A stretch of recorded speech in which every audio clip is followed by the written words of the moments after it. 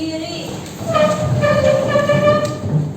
Memberi salam. Selamat siang, Miss Mega. Oke, selamat siang. Kenalin dulu.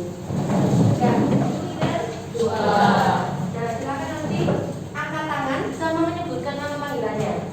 Gresela, Greseva, Estela Beatrix, Estesia Emmanuel, Grace. Oke, berarti masuk semua ya, cocok ya. Ini yang menentukan tempat duduknya siapa? Oh, milih. Oke, ada yang sudah mengenal saya? Sudah. Siapa? Miss Mega. Saya akan memperkenalkan diri lagi secara formal. Nama saya Mita Punya Dewi Susanto. Kalian bisa panggil saya Miss Mita. Dilarang memanggil Bu atau Mem, apalagi Bapak. Jadi panggilnya Miss Mita. Jangan dipanggil Meme. Nanti kalau dipanggil Meme saya baper. Meme sudah pecah gitu. Nanti saya baper. Ya. Oke. Di sini saya mengajar apa? Sama. Oh, kalau kelas 10 bukan PKW. Kalau kelas 10 saya mengajarnya FS dan OHSI. Kalau FS artinya food science, kalau OHS itu occupational health safety and environment. Nah, itu mengenai ilmu gizi sama kayak misalnya ada kecelakaan dalam bekerja, misalnya mungkin lagi motong, gimana cara motong yang baik kurang lebihnya ya kan. Mau praktek itu harus pakai apa sih? Kenapa sih harus pakai baju lengan panjang? Kenapa kok nggak pakai gaun dress? Kenapa mau praktek atau mau sweet seventeen gitu ya? Nah itu kurang lebihnya gitu. Nah, sekarang food science sendiri itu apa? Kalau food science tentang judulnya food science, apa itu ya? Ilmu tentang makanan ya. Itu tentang pengetahuan bahan makanan. Jadi kalau pelajari sebenarnya makanan itu banyak, ada tauge panjang, tauge pendek. Nyebutnya kadang ada tauge, ada kecambah, padahal sama, ya kan? Bedanya nanti gambarnya yang mana nih, ya kan? Untuk masakan apa? Nah, itu. Nah sekarang saya jelaskan semester awal ganjil dan genap itu dapat apa aja. Nah, nih di semester ganjil kalian akan dapat hijau. Iya, biarkan yang hijau itu.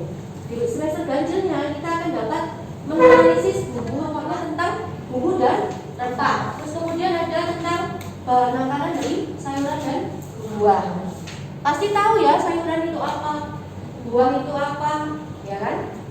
Terus kemudian kacang-kacangan. Nah, nanti kalau kacang-kacangan kalian akan diajarkan bagaimana membuat tahu dan tempe. Menganalisis zat gizi, ada zat gizi sebagai sumber tenaga, ada sebagai zat pembangun, ada sebagai zat pengatur, dan kemudian ada DKBM, daftar bahan makanan. Daftar bahan makanan ini seputar kayak misalnya nih, wortel itu apakah dipakai semuanya? Berarti yang nggak dipakai apa ya? Apanya kira-kira yang nggak dipakai? Wortel.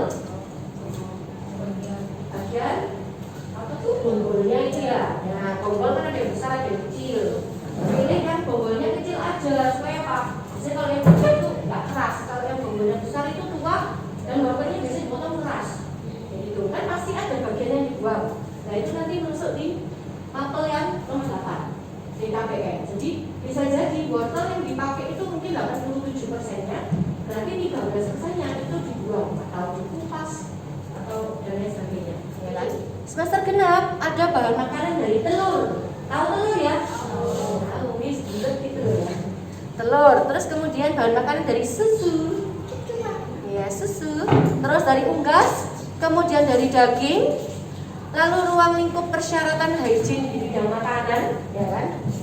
Jadi kalau misalnya nih rambutnya panjang, pasti akan disuruh digulung pakai topi, ya kan? Terus poninya jangan kayak pai sucen, yang lewer-lewer itu loh. Nah, tahu ya? Kan biasanya kalau cewek kayak gitu ya, poninya disisain nggak boleh sebenarnya. Kalau pakai hajat juga harus bersih, rapi, gitu. Terus menganalisis resiko hygiene di tempat kerja. Jadi apakah kita akan diajari masak saja? Masak dan makan, tapi juga membersih.